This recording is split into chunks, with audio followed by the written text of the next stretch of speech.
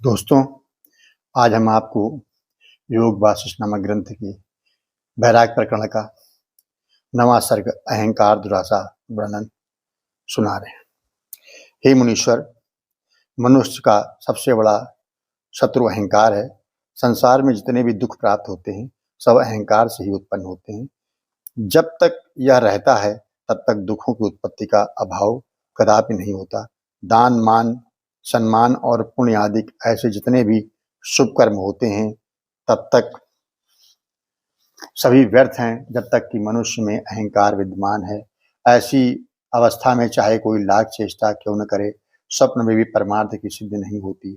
हाँ, इसका नाश होने पर तो निश्चय ही कल्याण हो जाता है। इस कारण आप मुझे यह अवश्य बतलाइए कि किस प्रकार से इसकी निवृत्ति होगी, क्योंकि इस अहंकार रूपी शत्रु ने मेरी शांत रूप चंद्रमा को आच्छादित कर दिया है। इससे मेरी शीतलता और मुझ में जो कुछ भी प्रकाश है सब ढक गया है। हाँ, जब यह अहंकार रूपी मेघ गर्जन कर वर्षा करने लगता है तब तृष्णा रूपी मंजरी को बढ़ते देर नहीं लगती और वह पल मात्र में ही अपना भयंकर प्रभाव डाल देती है। फिर चाहे लाख चेष्टा करो, अहंकार रूपी बादलों के रहते वह कदापि नाश नहीं होती। वह नाश तो तब होवे जब अहंकार का पहले ही नाश हो जाए।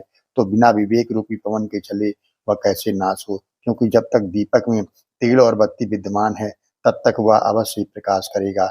हाँ, तेल बाती का अभाव हो जावे तो प्रकाश आप ही नष्ट हो जाएगा। इसी प्रकार जब तक यह महाशत्रु अहंकार विद्यमान है तब तक तृष्णा का नाश नहीं हो सकता। इस प्रकार चाहे जिस रूप में देखा जाए समस्त दुखों का कारण अहंकार ही है। जब अहंकार नष्ट होवे तब दुखों का भी नाश हो। अहंकार यही है कि मैं राम हूँ। जब तक मुझ में यह भाव विद्यमान है तब तक कुछ नहीं हो सकता। इसलिए अहंकार को ही समस्त आपदाओं का मूल मंत्र समझकर मैंने उसका त्याग किया, क्योंकि मनुष्य मात्र के लिए परम पद लाभ करना नितांत आवश्यक है। हे मुनीश्वर, यह अहंकार तो ज्ञान को वैसे ही नष्ट कर देता है कि जैसे कमल को बर्फ नाश कर देता है। भला देखिए तो सही, इस अहंकार रूपी शिकारी ने जीव रूपी पक्षी को कैसे बंधन में कर लिया है, जिससे यह विचार महादीन हो गया है। हाँ, विषय भोगों की तृष्णा रूपी पिशाचिनी ने इसे कैसे मोहित कर पिंजड़े में लिया है। तब भला सुख कैसे मिलता है।